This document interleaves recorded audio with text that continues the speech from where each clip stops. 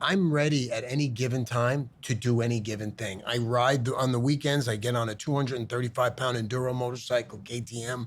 I'm in the mountains. My son can't keep up with me. My body enables me to do that. And it's just consistency of training. It's not, I'm not throwing a javelin. So it's not a specific way to train. It's about consistency in my training. And I've always been consistent in my training and my diet.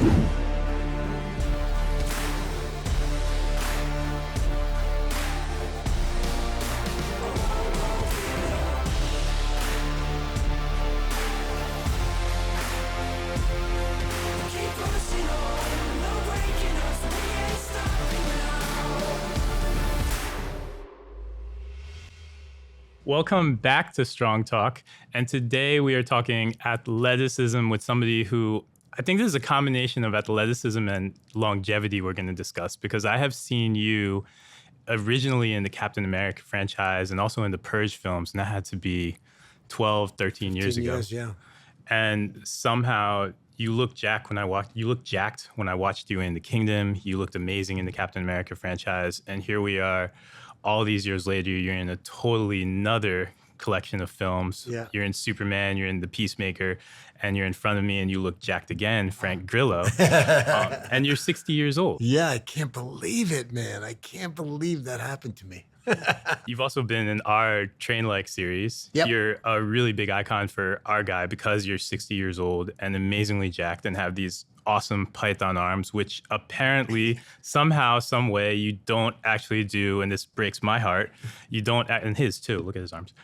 You somehow don't train biceps or triceps at all. No, I mean, I don't. I mean, look, I do a lot of strength and conditioning work, and all of that, as we know, incorporates, bicep and tricep. But based on how I train in martial arts and in boxing specifically, my guy, Justin Fortune, who also trains Manny Pacquiao, strength and conditioning, he likes to not work the arms that way, the way a conventional weightlifter or bodybuilder may lift weights.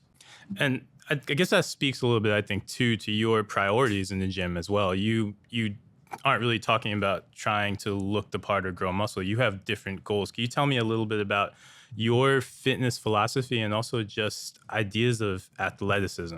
Yeah, my fitness philosophy has always been functionality, has always been my body. I need my body to do certain things. I've been involved in wrestling, in boxing, in jiu-jitsu, Muay Thai, everything since I'm very young.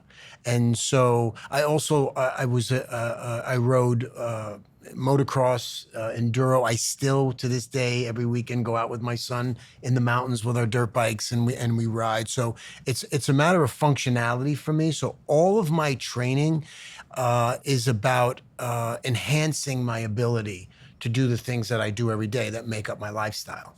That's interesting too, because I think that's what we really want to dive into today is the idea of athleticism. And I'm curious to hear perspectives from both of you guys on this, because I think very often our guy, the reader for Men's Health, we've been conditioned to think about muscle and strength. And those are obviously important, but it is really important to be able to move your body. I guess one, especially for you, right? Because as an actor and you're in so many active films, your athleticism shows on camera. Can you just talk a little bit about how important it is to not just look the part, but be able to move the part?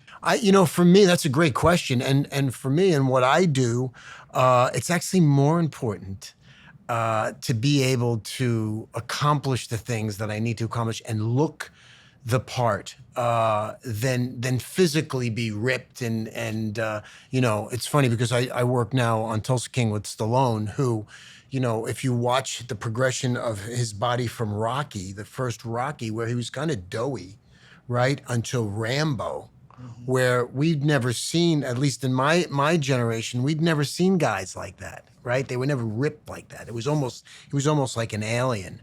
And so it's a matter of me wanting to be able to physically accomplish the role, as opposed to looking a certain way. That, to me, the way I look is more of a byproduct of the way I train and of my lifestyle. For instance, I eat once a day. I know you don't.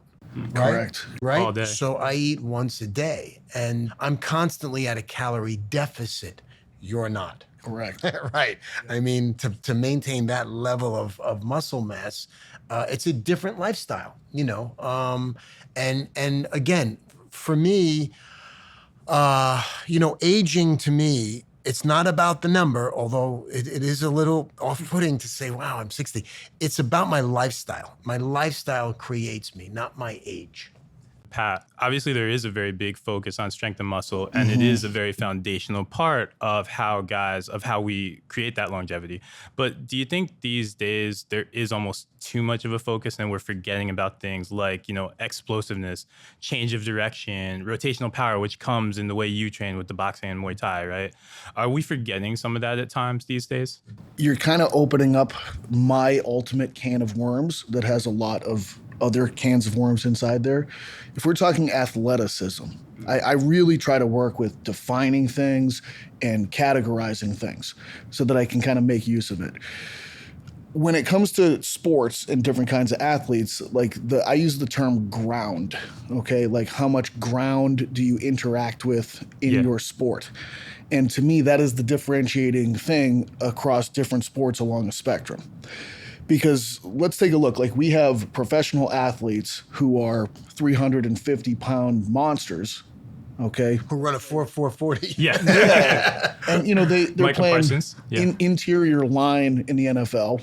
And we also have professional athletes that are standing on butter knives, sliding across ice, and then jump in the air and spin around 4 times and then land on 1 foot on a butter knife, okay? Figure skating. So, how do you make sense of this when there's, so to me, what I look at is actually how much material are you interacting with when you're playing your sport, and how deformable is that material? And I just refer to that as ground. Okay. So the more ground that you're interacting with, generally speaking, the larger, the more massive the athlete, and the less ground that you're interacting with, it's different characteristics emerge. So like when I think of the lowest ground sports, I think of diving, I think of figure skating, I think of half pipe skateboarding, snowboarding, things of that nature.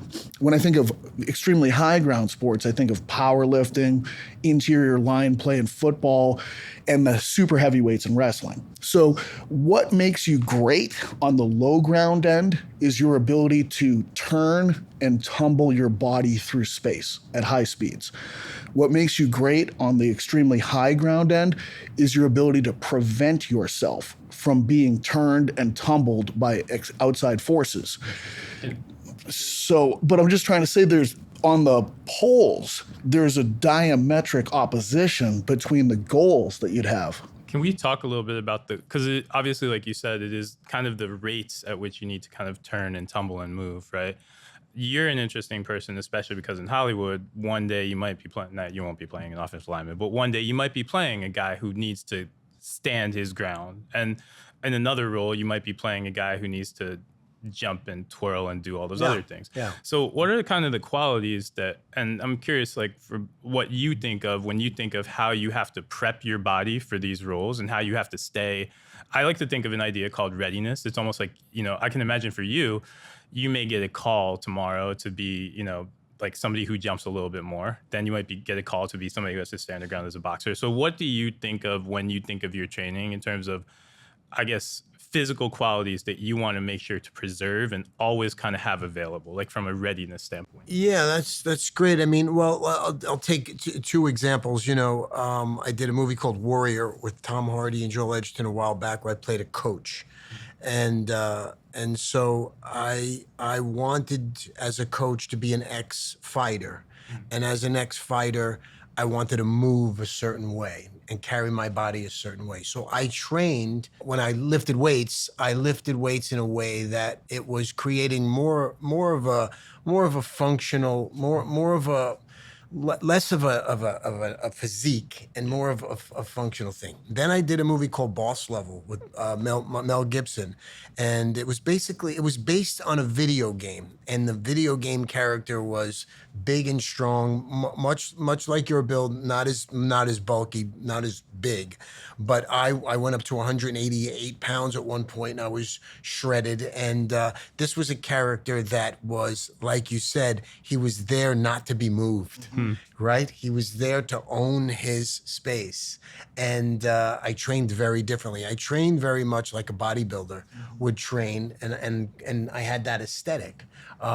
So when you do different things, it's like an athlete. There are different ways to train for that, so that you feel in the role you feel that character in that circumstance. Can you give me an example of one of the exercises you did for Warrior that kind of allowed you to kind of feel that flow and athleticism idea? I did a lot of plyos and stuff, a lot of explosive, fast twitch stuff, as opposed to my trainer when I did Boss Level. I mean, we were squatting as heavy as I could possibly squat, and deadlifting and doing a lot of big muscle, big heavy exercises, and it worked. It was really crazy, and I ate all the time. Do you know what I mean? So very different stuff. And it puts you in a different mindset, which is, look, acting is about behavior. So it creates a different behavior each time. I'm curious from your perspective, Pat. And again, I think less of an athlete and think more of kind of like our reader who is very, generalist, and he's a dad, right? One day he's going to run around and play with his kids. So that might be like less ground, right? The next day he's going to, try to go out and recapture when he was 22 and play a football game. What are some of the characteristics that you think of as important to almost like a more generalist athlete? So, what I started off talking about were these extremes. And I think that you have to understand the extremes to actually be pretty good at working in the middle. Yeah. And most things are somewhere in the middle. And they demand that you have the ability to capture different qualities and express those qualities. And so I always think to myself, well, what are the qualities that we're talking about? And typically it's going to be the things that you're referencing, the ability to kind of go out and play pickup games of various kinds or play with kids. Like we're talking generally running, jumping, throwing, changing directions. Those are most of the qualities that will be expressed in there. And those things involve a level of like what we call rate of force development, like the plyometrics. It's a rate of force development exercise. So you don't have unlimited, like if I'm squatting, I have all the time in the world to go down there and create force. With these other things, I'm trying to jump, like you have minimal time to express the force to be able to leave the ground or running or throwing or something along those lines. So they're distinct things. If you want to get better at any of these things, you have to do them. So if you're going in the gym and all you're doing are the slow, heavy lifts that you were describing, those aren't necessarily going to have tremendous transfer over to things like running fast or jumping or, throwing a frisbee or something along those lines. They might in the very beginning, if you're just so unathletic and so untrained that literally I could do like let's open bags of potato chips as fast as possible and you'll get better at stuff. But, assuming that someone's been training and doing something, you have to begin to make it more and more specific. So if you want to run faster or do things involving running, you have to run. If you want to, throw a football, you need to throw or do something similar enough to be able to have some level of transfer. So I think that with what you're talking about, you can't just expect to bench press and then be, more adept at playing wiffle ball. Yeah. Do you kind of think about that? Are there any exercises that you found have a lot of, carryover or help prep you for these diverse roles that you always make sure to kind of keep doing? I have been training since I was a boy. And I've lived this lifestyle since I was a boy. In the time when it wasn't like it is today, where it was popular and acceptable, my parents thought I was a freak. I made them buy me the Joe Weider weight set when I was, sub-teen. And it was in my garage, and I learned how to lift weights. And so I've always been fit and active and aggressive. I played all sports, from football to lacrosse I wrestled my whole life. I jiu-jitsu for 15 years, boxing, all of it. I do all of it aggressive. And so to me, I've been training, and I can tweak it. Like you say, I can go heavier. But I'm ready at any given time to do any given thing. I ride on the weekends. I get on a 235-pound enduro motorcycle, KTM. I'm in the mountains. My son can't keep up with me. And my body enables me to do that. And it's just consistency of training. It's not really, I'm not throwing a javelin. So it's not a specific way to train. It's about consistency in my training. And I've always been consistent in my training and my diet. I've always been consistent with diet. And now, with what we've learned, I've been educated about, what foods just not to eat. And the whole idea of the food chart has flipped upside down. And, I just eat my grass-fed meat that I have sourced to me, and my organic avocados, my organic eggs, my organic raw cheese, and that's it. I eat the same thing every day. I'm like a dog. And I train every day. I train real hard. Whether I'm on the road, my trainer comes with me. Nothing changes. Whether I'm doing a movie, it's in my contract. I have to go in the morning to train first. So it's built into my lifestyle. Do you know what I mean? And that enables me to pretty much accomplish anything physically that I need to do. On the next episode of Strong Talk.